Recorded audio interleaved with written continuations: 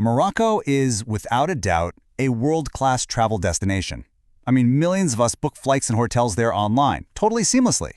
But then what? What happens the moment you step out of the airport? How do you actually explore this incredible country?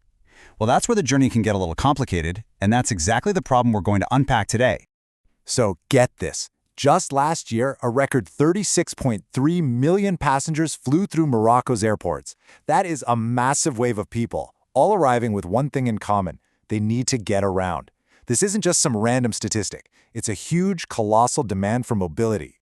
You know, for these millions of travelers, that initial excitement of arrival can quickly run into a pretty big speed bump, and that's finding a reliable, flexible, and honestly, a modern way to explore the kingdom.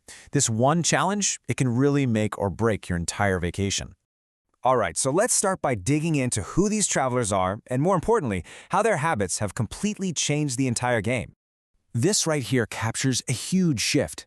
I mean, the days of just showing up and haggling for a rental car at the airport counter, they're pretty much over. Today's traveler plans everything, and I mean everything, including the car rental from their couch in London, Paris, or Madrid, sometimes months before they even pack their bags. So, this new digital-first approach leads every single international tourist to a really critical decision, a kind of crossroads in their planning process. And here is that classic dilemma. Do you take a chance on a small, local agency? I mean, they might have a better price, but it comes with a lot of unknowns, right? Or do you pay that extra premium for the peace of mind you get from a big international brand? For years, that was the choice, risk versus cost.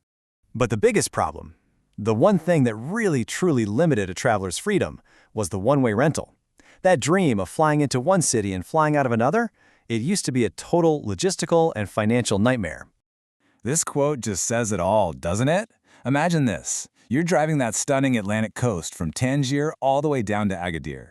In the old days, the rental agency had to literally send someone to drive that car 800 kilometers back to where it started. And guess who paid for that? You did, through these massive drop-off fees. So how in the world do you solve a problem that big? Well, you don't just try to improve the old model. You build something completely new. And this is where the power of connection really comes into play. The solution has this fancy name, a GIE Digital. But here's the key thing to understand. This is not just some club or trade association. No. It's a business alliance. It's a really smart, tech-driven way for independent companies to team up and act like one single powerful national company. And what's so amazing is how simple the core idea is. Instead of hundreds of small agencies fighting each other for scraps, they connect their fleets, they connect their technology, and just like that, a small agency in one city suddenly has the power and the reach of a massive national network. The takeaway here is huge. Collaboration powered by tech lets local businesses go toe-to-toe with global giants. I mean, just look at the difference this makes in practice.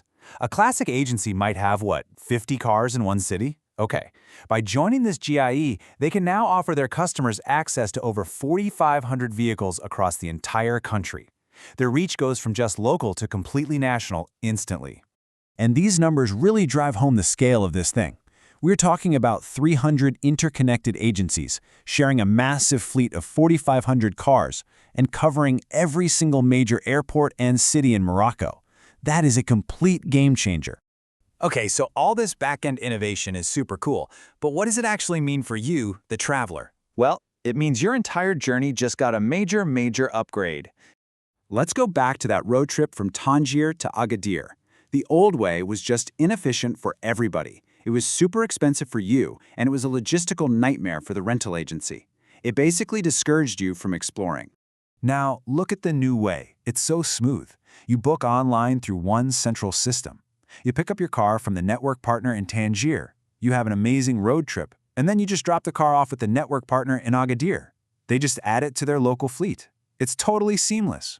So what does this all boil down to for you, the traveler? Well, it means total freedom to explore. It means you get the high standards you'd expect from an international brand, you get the security of a national network, and you get to support local Moroccan businesses. It's a win-win-win. You know, this isn't really just about renting cars anymore. This is a whole new blueprint for what modern connected mobility can and should look like. And this puts it perfectly. The entire story has flipped. What used to be the most complicated, frustrating part of any trip, the weak link, has now become a genuine strength for Morocco's tourism industry. It's an asset that actually empowers travelers. And the ripple effect doesn't stop there. Think about it for a second. Hotels, tour operators, even Airbnb hosts can now plug into this reliable network to offer complete turnkey travel packages to their own customers. This creates brand new ways for them to make money, all without any logistical headaches. This whole thing leaves us with a really fascinating question.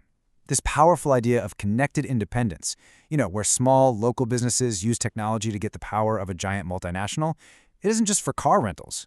So you have to wonder, what other industries out there are just waiting to be completely revolutionized by this exact same blueprint?